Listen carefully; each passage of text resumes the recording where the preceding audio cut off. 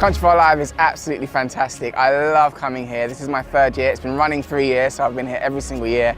I'm on a very, very quick in and out trip this year, so only here today, which is Friday, but I love coming here. I usually come for a couple of days just to soak up the whole atmosphere. There's so much to do, there's so much to see, and I love being part of a lot of the talks that have been going on, and just helping people to see all of the good work that Countryfile does, and being able to bring an element of the countryside to the people that come here.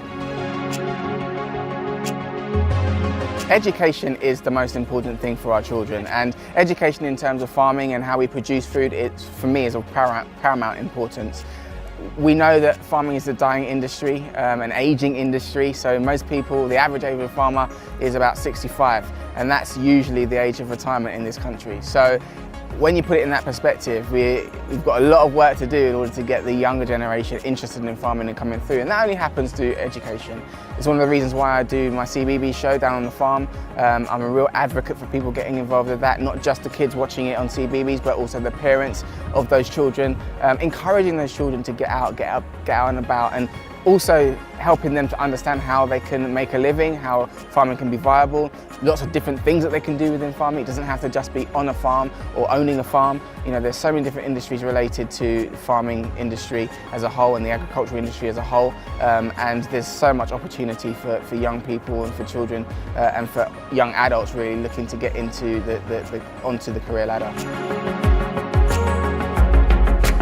I haven't always been interested in farming, but I don't look at it as a changing career path. You know, for me, especially my work on television and the bits and pieces that I've been doing with Countryfile and Springtime on the Farm for Channel 5, and there's a new show coming, Big Week at the Zoo, which is airing soon, which obviously is more exotic animals, but for me, the principle's the same. Like, I believe in using all of my talents, all of my strengths, all of my gifts. I'm very, very blessed to have a piece of land and be able to farm that and do things firsthand and be able to sell produce to local people, but at the same time, you know, I want to be able to use my strengths, which is my television background, my profile, and you know, some of my historical prowess in terms of working with the boys and stuff like that, to be able to shine a light on what I think is a very valuable industry. Farming is imperative really to everything that we do. We all have to eat, and without those farmers, without those people in the industry, we would struggle to feed the mouths that we have to feed. We already have poverty and people who go starving in this country, let alone around the world. We already know how big those issues are, and they don't change unless we start to do something on our own soil.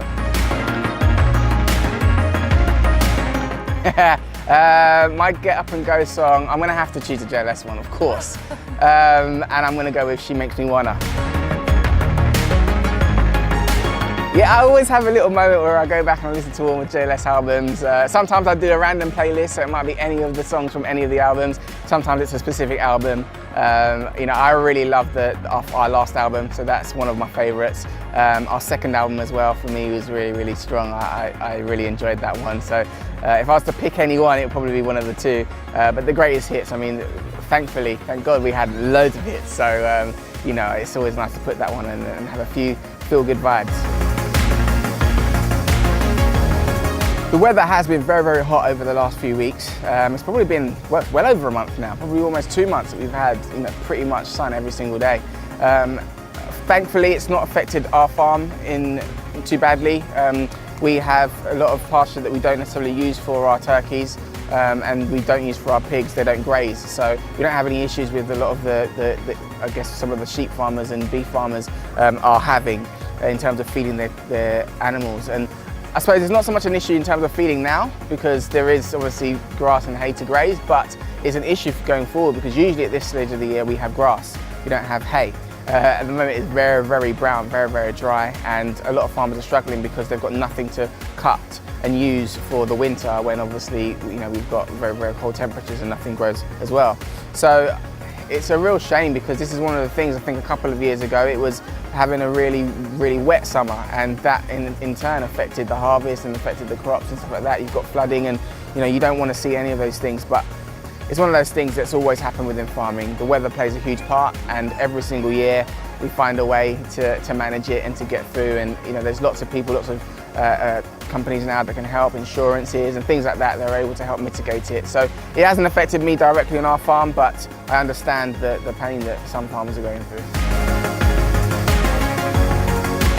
I'd like people to come to Countryfile Live and just take away a slice of the countryside. It's as simple as that. Whether it's getting out and wanting to go walking, or whether it's coming back again next year, whether it's having a different attitude towards your food and seeing some of the demonstrations, cooking demonstrations that have been going on today, or whether it's wanting to start a new career in farming.